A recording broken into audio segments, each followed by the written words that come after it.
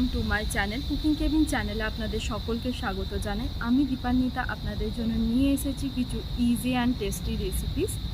আর এই চ্যানেলে আপনারা পেয়ে যাবেন বিভিন্ন কুইজিনের রেসিপিস। তো আমি চেষ্টা করব খুব ইজি ওয়েতে আপনাদেরকে এই কুইজিনগুলো প্রেজেন্ট করা, আর আপনারা যাতে বাড়িতে খুব সহজেই বানাতে পারেন তার জন্য থাকবে কিছু টিপস অ্যান্ড ট্রিক্স।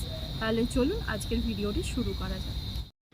তো আজকে আমি যে রেসিপিটি শেয়ার করছি সেটা হচ্ছে চিংড়ি মাছের মালাইকারি। তাহলে চলুন আর কথা না বাড়িয়ে ভিডিওটি শুরু করা যাক।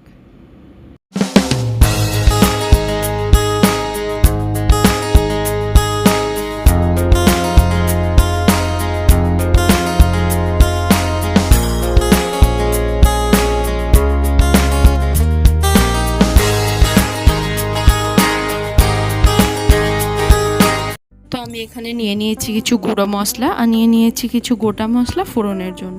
এখানে আমি পেঁয়াজ, টমেটো, আদা, রসুন আর কোকোনাট এগুলো সব পেস্ট করে রেখে দিয়েছি। নিয়েছি কোকোনাট মিল্ক, আর এখানে আছে আমাদের কাছে প্রনস। তো এবার আমি চিংড়ি মাছগুলোকে খুব ভালো করে একটু হলুদ, কাশ্মীরি রেড চিলি পাউডার,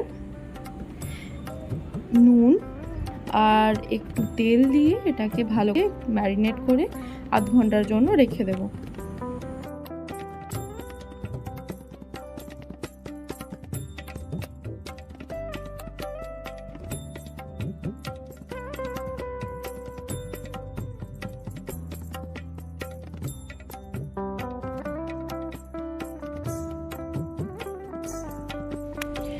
তো আমি এখানে প্যান বসিয়ে দিয়েছিলাম, প্যান গরম হয়ে গেছে। এখন আমি রিফাইন্ড অয়েল অ্যাড করব।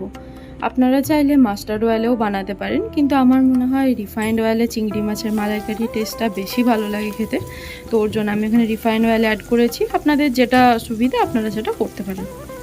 তো আমি এখানে চিংড়ি মাছগুলো একটা একটা করে দিয়ে দিলাম, আর এগুলো খুব ভালো করে গোল্ডেন ব্রাউন করে এগুলোকে ভেজে নিতে হবে।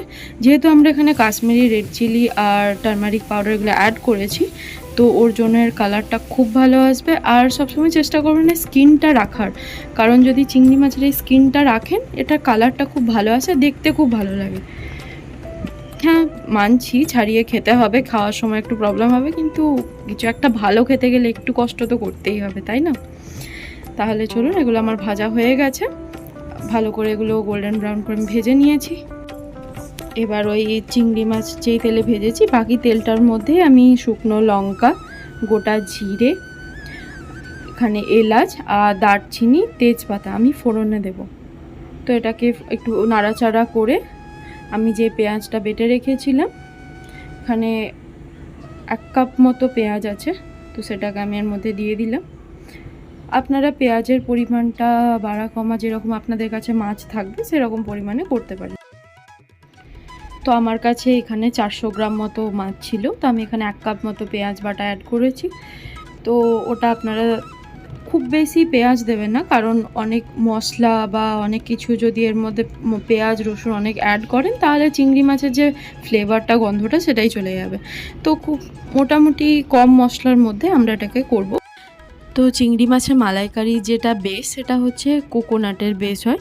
তো ওর জন্য চিংড়ি মাছের মালাইকারি বানানোর জন্য খুব বেশি মশলার প্রয়োজন পড়ে না। তো এখানে আমি নুন মিষ্টি একটু নিজের স্বাদ মতো এখানে দিয়ে দিলাম। আমার মনে হলো একটুখানি চিনিটা একটু কম আছে, তো একটু দিয়ে দিলাম। তো এবার আমরা এখানে টমেটোর পিউরিটা অ্যাড করব। টমেটোর পিউরিটা অ্যাড করে এটাকে খুব ভালোভাবে মিক্সড করে নেব।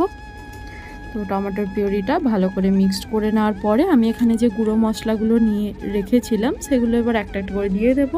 দিয়ে দিলাম লঙ্কার গুঁড়ো অল্প,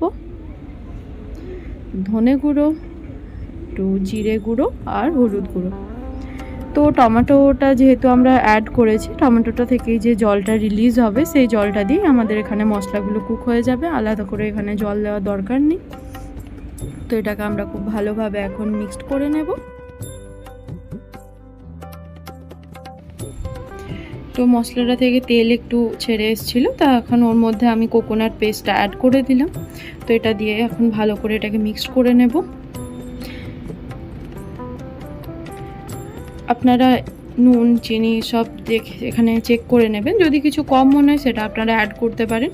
এবার আমি যে চিংড়ি মাছগুলো ভেজে রেখেছিলাম সেগুলো এর মধ্যে দিয়ে দেব। চিংড়ি মাছগুলোকে দিয়ে ভালো করে এটাকে মিক্সড করে নেব।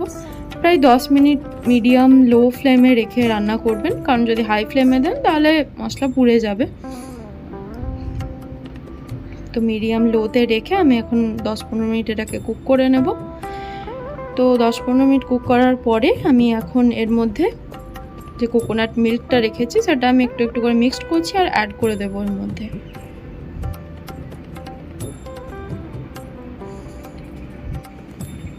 তো আমার কাছে এখানে 3 কাপ মতো কোকোনাট মিল্ক ছিল, যেটা আমি এর মধ্যে অ্যাড করে দিলাম। কোকোনাট মিল্কটা এই গ্রেভিটার মধ্যে একটা খুব ক্রিমি একটা টেক্সচার দেয়, আর কোকোনাট আর চিংড়ির যে ফ্লেভার একসাথে ওটা জাস্ট অসাধারণ লাগে।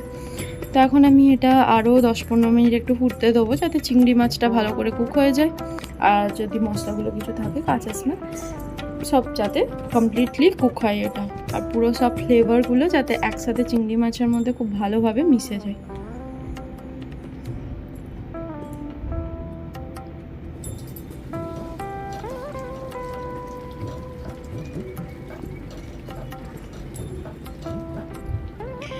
তো 10 মিনিট মতো হয়ে গেছে। কোকোনাটের যে মিল্কটা অ্যাড করেছিলাম সেটা অনেকটাই কমে গেছে, গ্রেভিটা অনেক ঠিক হয়ে গেছে। এখন আমি এর মধ্যে গ্রিন চিলি কিছু কেটে রেখেছিলাম সেগুলো দিয়ে দেবো, আর দিয়েছি ফ্রেশ ক্রিম। তো আমার কাছে এখানে আমুলের ফ্রেশ ক্রিম ছিল, আমি ওটা ইউজ করে। আপনারা চাইলে দুধের ওপরে যে মালাইটা পড়ে সেটাও আপনারা ইউজ করতে পারেন, একই জিনিস, ওটাও খুব ভালো লাগে খেতে।